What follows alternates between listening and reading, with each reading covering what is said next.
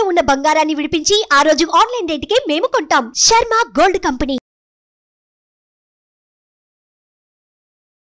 నమస్తే సురేష్ గారు. నమస్కారం అండి ఉషా గారు. సో సంవత్సరానికి సంబంధించి ఎప్పుడైతే ఉగాది స్టార్ట్ అవుతూ ఉంటుందో తెలుగు సంవత్సరంని, తెలుగు న్యూ ఇయర్ అని మనం చెప్తూ ఉంటుంటాము. రాశుల గురించి మనం మాట్లాడుతున్నాం కాబట్టి కర్కాటక రాశి వారికి సంవత్సరాంతం అసలు ఏ విధంగా ఉండబోతుంది అంటారు? సో ఇది చాలా ఇంపార్టెంట్ రాశి ఫలాలు తెలుసుకోవటం. ఎందుకంటే సాక్షాత్తు తిరుపతిలో శ్రీ వెంకటేశ్వర స్వామి కూడాను మనకి సుప్రభాత సేవలో పంచాంగ శ్రవణం చేస్తారనమాట.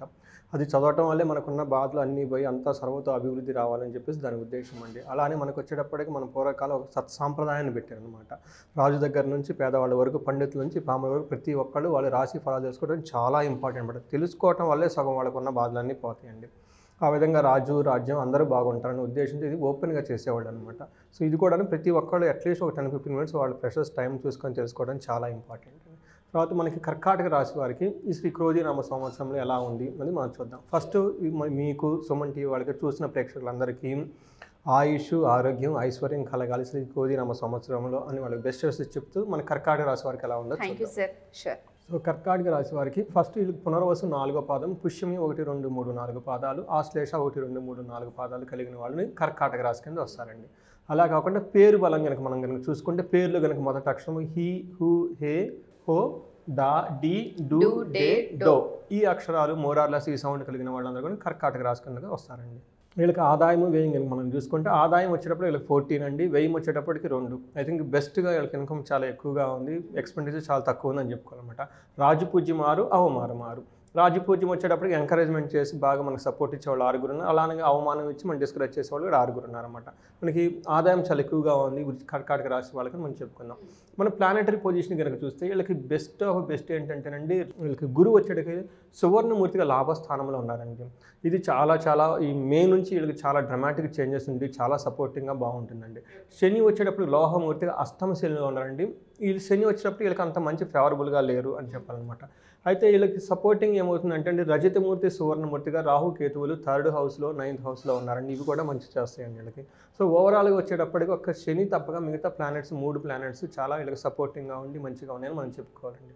శని వచ్చేటప్పటికి 8th హౌస్లో వీళ్ళకి కొంచెం ఇబ్బంది పెట్టే విధంగా ఉన్నారండి. ఏ విధంగా ఇబ్బంది పెడతారంటే నానా కార్య విరోధచ్చ, ఏదైనా కనుక ఇన్ని పనులు చేస్తే దాంట్లో డిస్ప్యూట్స్ వచ్చే అవకాశం ఎక్కువ ఉందండి. వ్యాధి పీడం, హెల్త్ రిలేటెడ్ ఇష్యూస్ వచ్చేసి వీళ్ళకి ట్రబుల్స్ అయ్యే ఎక్కువగా ఉంది. అపమృత్యు భయం ప్రాప్తి, అష్టమస్తనే భవతి అని చెప్పేసి మనకు సాంస్క్రిట్ శ్లోకాల్లో చెప్పారండి, యాన్షియంట్ స్క్రిప్చర్లో. మాకు అపమృత్యు వస్తే అయ్యో నేను చనిపోతానే అనే ఒక భయం అనే ఫీలింగ్తో వీళ్ళకి ఎక్కువ ఉంటుందండి శని. ఇది తప్పగా మిగతా శని కనుక మిగతా విషయాల్లో బాగా మంచిగా చేస్తూ ఉంటారండి. మనకి జూపిటర్ గురువు వచ్చేటప్పుడు 11th హౌస్లో ఉండి చాలా మంచిది, ఒక మంచి ఆస్పీషియస్ రిజల్ట్స్, ఒక యోగ్యతను వీళ్ళకి కలిగిస్తూ ఉంటారండి. మనకి గురువు 11th హౌస్లో ఏమి చూసినట్టు యశోవృద్ధి, కీర్తి ప్రతిష్టలు చాలా బాగుంటాయండి ఈ సంవత్సరం ఈ కర్కాటక రాశి వాళ్ళకి. తర్వాత బలం, తేజం చాలా బలంగా ఉంటారు, చాలా గ్లోరియస్గా ఆరోగ్యంగా ఉంటారని చెప్పుకుంటాం.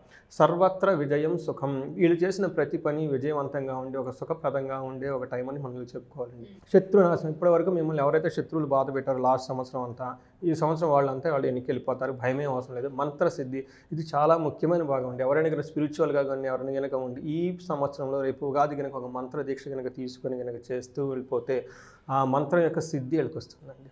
సో ఇది ఒక చాలా ముఖ్యమైన విషయం అండి. ఇంకా మనకి రాహుకేతులు కనుక చూస్తే ఏమవుతుందంటే, కేతు చాలా సువర్ణమూర్తిగా యోగ్యతను ఇస్తుంది. ఎలా అంటే ధనధాన్య లాభము, ధైర్యము, సుఖము, భోగము, సంతోషము, వస్త్రలాభం ఇవన్నీ కలిగి మనకి కేతు కలిగిస్తుందండి. తర్వాత మనకి రాహు వచ్చేటప్పటికి ఏమంటే ప్రయాణ క్లేశం ఆప్నోతి, ప్రయాణాలు కనుక చేస్తుంటే అందులో కొంచెం ట్రబుల్స్ వచ్చే అవకాశం ఉంది. ధనాది నాశకృత్, ధనము దాని మీద వాళ్ళకి నాశనమయ్యే అవకాశం ఉంది ఓవరాల్గా. ఇప్పుడు మనకి చూసుకుంటే ఓవరాల్ జనరల్గా ఎలా ఉందంటే, ఇంతకుముందు ఇయర్తో పోలిస్తే ఈ సంవత్సరం చాలా బాగుంటుంది. ఫస్ట్ రెండోది వీళ్ళ చుట్టూ ఉన్న పీపుల్ని అప్రిషియేట్ చేస్తూ, గౌరవిస్తూ, రెస్పెక్టబుల్గా ట్రీట్మెంట్ చేస్తారు. తర్వాత వీళ్ళతో చాలా ఫ్రెండ్లీగా కొత్త ఫ్రెండ్స్ వచ్చేసి వీళ్ళంచి ప్రాణాలు ఇచ్చే విధంగా వీళ్ళు తయారైపోతారండి. చిన్నవాళ్ళకి పెద్దవాళ్ళకి ప్రతి ఒక్కరికి చాలా బాగా లాభం ఉంటుంది. ఈ టైం వీళ్ళకి ఒక మంచి ఇల్లు కట్టుకునే అవకాశాలు కానీ, వస్తువులు వాహనాలు కొనే అవకాశం చాలా ఎక్కువ ఉందన్నమాట. కెరీర్ గరంగా చూసుకుంటే చాలా హార్డ్ వర్క్ చేసి మంచి రిప్యుటేషన్ చేసుకుంటారండి, ప్రమోషన్స్ వస్తాయి, అన్నీ వస్తాయి. తర్వాత వచ్చేటప్పటికి సీనియర్స్తో, కొలీగ్స్తో కోఆపరేషన్ చాలా బాగుంటుందని మనం చెప్పుకోవాలన్నమాట. వీళ్ళకి వచ్చేటప్పటికి శాలరీలో హైక్స్ వచ్చే అవకాశం ఉంది ఈ సంవత్సరం గురువు చేంజ్ అవ్వటం వల్ల. అన్ని విధాలుగా మిత్రుల ద్వారా బంధువుల ద్వారా అనుకున్న పనులన్నీ చేసుకుంటూ వెళ్ళిపోతారండి. సొంత ఎఫర్ట్స్ స్వయం కృషితో అనుకున్న విధాలన్నీ ఏదైతే వాళ్ళు ప్లాన్ చేస్తారో అన్నీ వాళ్ళకి అనుకూలంగా ఉండే అవకాశం ఉందండి. తర్వాత వాళ్ళలో ఉన్న టాలెంట్ కానీ ఇంకొక విధంగా కానీ ఇది ఒక బయటకు వచ్చే టైం అని మనం చెప్పుకోవాలండి. తర్వాత ఉద్యోగులకు పర్మనెంట్ కాని వాళ్ళకి పర్మనెంట్ అవుతుందండి, ప్రమోషన్స్ వస్తాయి. తర్వాత గవర్నమెంట్ ఎంప్లాయీస్కి అంతా చాలా బాగుంటుందని మనం చెప్పుకోవాలండి. రాజకీయ నాయకులు కనుక వాళ్ళు చేస్తున్న ప్రజాదరణ విపరీతంగా ఉంటుంది. ప్రత్యర్థులు ఏదైనా చేసినా కానీ వాటిని అధిగమించి వీళ్ళు ముందుకెళ్ళి ఎదుర్కొనే శక్తి వచ్చి ముందుకెళ్తారండి. చాలా మైండ్ చాలా షార్ప్గా ఉండి క్విక్గా డెసిషన్ తీసుకొని ముందుకెళ్ళిపోయి విజయం సాధిస్తారండి రాజకీయ నాయకులు. తర్వాత వచ్చేటప్పటికి బిజినెస్ పీపుల్ కనుక చూసుకుంటే చాలా బాగుంటుందని మనం చెప్పుకోవాలండి. తర్వాత ఎడ్యుకేషన్కి సంబంధించి ఎలా ఉంటుందండి, గురువు వాళ్ళకి యోగ్యతను ఇవ్వటం జ్ఞాపక శక్తి బాగుంటుందండి రాశి వాళ్ళకి.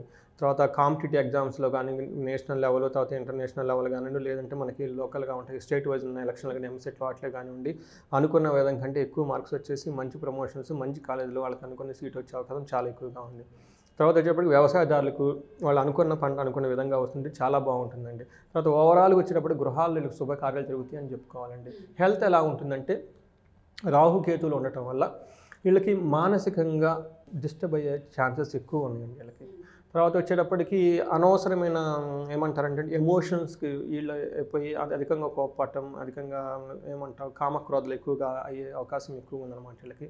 తర్వాత వచ్చేటప్పటికి 9th హౌస్లో రాహు ఉండటం వల్ల వాళ్ళకి డివోషనల్గా కానీ తర్వాత తీర్థయాత్రలు కానీ ఎక్కువగా కలిగి వీటిలో కూడా చేస్తూ ఉంటారు. వీళ్ళకి ఏప్రిల్ నుంచి జూన్ మంత్లో ఫాదర్ రిలేటెడ్ ఇష్యూస్ వచ్చే అవకాశం ఉందండి, అది కేర్ చేసుకోవాలండి. తర్వాత ఫ్యామిలీలో ఎలా ఉంటుంది అంటే బిగినింగ్ నుంచి ఎండ్ వరకు మే వరకు ఫ్యామిలీతో చాలా బాగుంటుంది. వాళ్ళ ఫ్యామిలీ మెంబర్స్ బాగా సపోర్ట్ ఇస్తారు. తర్వాత పెళ్ళి కాని వాళ్ళకి పెళ్ళి అవుతుందండి ఈ సంవత్సరము. తర్వాత అంతకుముందు భార్యాభర్తలు ఎవరైనా కనుక దూరంగా కనుక ఉంటే ఈ టైంలో వాళ్ళ దగ్గరికి చేసి వాళ్ళ మధ్య సత్సంబంధాలు ఉండేసి చాలా సౌఖ్యంగా ఉంటారని మనం చెప్పుకోవాలన్నమాట. తర్వాత మనకి సంతానానికి సంబంధించి కూడా పిల్లలకి చాలా బాగుంటుంది, వాళ్ళు ఎడ్యుకేషన్లో బాగా రాణిస్తారని మనం చెప్పుకోవాలి. కీర్తి ప్రతిష్టలు బాగుంటాయి, కుటుంబ సభ్యులందరితో కలిసి ఉంటారు. పెద్దవాళ్ళు కనుక వాళ్ళు ఏదైనా చెప్తే వీళ్ళు మైండ్ యాక్సెప్ట్ చేసి వాళ్ళకి అనుగుణంగా కనుక వీళ్ళు వెళ్తూ ఉంటారు. గొడవలు సగం వచ్చేది అందుకే పెద్దవాళ్ళు చెప్పిన మాట పిల్లలు ఇక్కడ ఏమవుతుందంటే పెద్దవాళ్ళు చెప్పిన మాట వీళ్ళు వెంటనే యాక్సెప్ట్ చేసుకొని పాజిటివ్గా తీసుకొని ముందుకు వెళ్ళడంతో గొడవలు ఉండవండి. మనీ ఎలా ఉంటుందంటే మనం ముందు ఫస్ట్లోనే చెప్పుకున్న ఆదాయం చాలా ఎక్కువ ఉంది, ఖర్చు తక్కువ ఉందన్నమాట. వీళ్ళకి ఆదాయం కూడాను చాలా మనీ ఇన్ఫ్లో ఎక్కువ ఉంటుందన్నమాట గురువు వల్ల. 11th హౌస్లో ఉండడం వల్ల ధార్మికమైన పనుల ద్వారా వీళ్ళకి చాలా ఆదాయం వస్తుంది, వ్యాపారంలో చాలా పెరుగుదల ఉంటుంది. తర్వాత ఎంప్లాయ్మెంట్స్లో బాగుంటుంది. తర్వాత చాలా త్వరగా మనీ వస్తుంది, కొన్ని సందర్భాల్లో ఖర్చు కూడా ఎక్కువ అవుతుంది. కాబట్టి మీరు ప్లానెడ్గా పెట్టుకొని ముందు వచ్చే కాలానికి సేవింగ్స్ ఎక్కువ మీద ఫోకస్ చేస్తే బాగుంటుందండి. సో ఇది వచ్చేటప్పటికి ఓవరాల్గా మనీ అండి. వీళ్ళకి రెమెడీస్ వచ్చేటప్పటికి రెండే అండి. అది కూడా మనకి శని అష్టమ శని నడుస్తుండటం వల్ల హనుమాన్ చాలీసా చదవటం, శనివారం రోజు ఆంజనేయ స్వామి గుడి విజిట్ చేయడం చాలా చాలా ఇంపార్టెంట్. ఇది కాకుండా వీళ్ళకి మెంటల్గా డిస్టర్బెన్సెస్ ఉంటాయి కాబట్టి అండి రుద్రాభిషేకం కనుక చేస్తే, లేదంటే లింగార్చన అని చెప్పేసి ఇంట్లో అయినా కానీ చేసుకుంటే కనుక వీళ్ళకి చాలా బాగా కలిసి వస్తుందండి.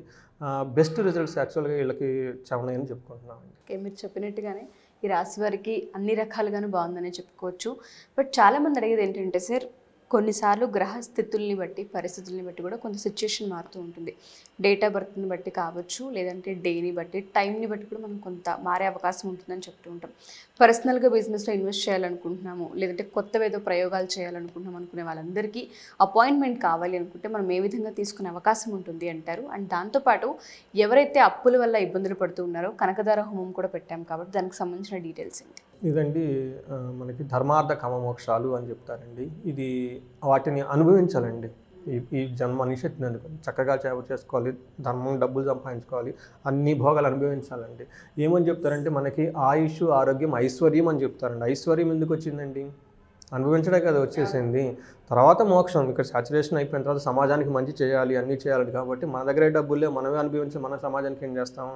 సో మన మహర్షులు ఏం చేశారంటే అండి, మన వేదాల్లోనూ తర్వాత పురాణాలలోనూ చాలా రహస్యమైన జ్ఞానాన్ని వాళ్ళకి తెలుసు డబ్బుకి ఇబ్బంది పడుతారని, అందుకని అవి డబ్బుల నుంచి మార్గాలు చాలా చూపించారండి మహర్షులు. సమిసార రూపాల్లోనూ మంత్ర రూపాల్లో వాటిని మనం కలెక్ట్ చేసేసి ఒక ఆథెంటిక్గా కనకదార ఒక ప్రోగ్రామ్ పెట్టామండి. ఈ ప్రోగ్రామ్ మెయిన్ ఆబ్జెక్టివ్ ఏంటంటే ఎవరైతే ధనానికి సంబంధించి ఇబ్బంది పడుతున్నారో వాళ్ళకి మన శాస్త్రానుగుణంగా ధర్మానుగుణంగా ఏ విధంగా డబ్బులు సంపాదించుకోవాలి మనకు వెలుగు చూపించే ఒక కార్యక్రమం ఉండేది. అది ఎన్రోల్మెంట్ చేసుకోవాలి. ఇంకొకటి ఏమంటేనండి, ప్రతి ఒక్కళ్ళు ఇది ఇంట్లో వేదిక ఆస్ట్రాలజీ ఉండాలండి. మనకి పంచాంగం ఏంటి, ఈరోజు మన పిల్లల రాసులు ఏంటి, వాళ్ళు ఎలా ఉన్నాయి ఏంటి అని తెలుసుకుంటే వాళ్ళకి చాలా మెచ్యూరిటీ వస్తుంది. అది తెలుసుకుంటే వాళ్ళకున్న ప్రాబ్లమ్స్ పోతాయి ఇవ్వటండి. అందుకని మనం ఒక చిన్న కోర్స్ కూడా చేసాం, చాలా హోలిస్టిక్గా. అసలు ఆస్ట్రాలజీ అంటే ఏంటి, మనం ఒక ఆస్ట్రాలజీ దగ్గరికి వెళ్ళాలంటే అసలు ముందు వాళ్ళ గురించి మనకు తెలవాలి కదండి, బ్లైండ్గా వెళ్ళకుండా అని ఒక కోర్సు కూడా చేశాను. దానికి ఎన్రోల్మెంట్ చేసుకొని ప్రతి ఒక్కరు చేసుకోవడం ఒకటండి. ఇవి కాకుండా ఏముందంటేనండి, ఇండివిజువల్గా వాళ్ళు చాలా ఛాలెంజెస్ ఫేస్తూ ఉంటారు, వాళ్ళకున్న దశని బట్టి, వాళ్ళకున్న లగ్నాన్ని బట్టి. అలాంటి వాళ్ళు కనుక ఎక్కడైనా స్ట్రక్అప్ అయిపోయి ఇబ్బంది పడిపోతుంటే కనుక మనకి కన్సల్ట్ అయితే కనుక ఈ స్క్రీన్ మీద కనిపిస్తున్న నెంబర్కి కాల్ చేస్తే మనం వాళ్ళకి కన్సల్టేషన్ ఇవ్వచ్చండి. చాలా హెల్ప్ చేయొచ్చండి. చాలా ప్రాబ్లమ్స్ మనకి అమెరికా నుంచి చేస్తుంటారు, ఆస్ట్రేలియా నుంచి చేస్తుంటారు, బెంగళూరు నుంచి, ఇందాక ఎవరు పూణే నుంచి చేశారు. ఇలా ప్రాబ్లమ్స్లో ఉన్నామండి, ఎలా చేయాలి అంటే మనకి గైడెన్స్ ఇవ్వచ్చు. తప్పకుండా sir. Thank you sir. Thank you so much. Thank you గారు. సుమన్ టీవీలో మీ పర్సనల్ అండ్ బిజినెస్ ప్రమోషన్స్ కోసం కింది నెంబర్కి కాంటాక్ట్ చేయండి.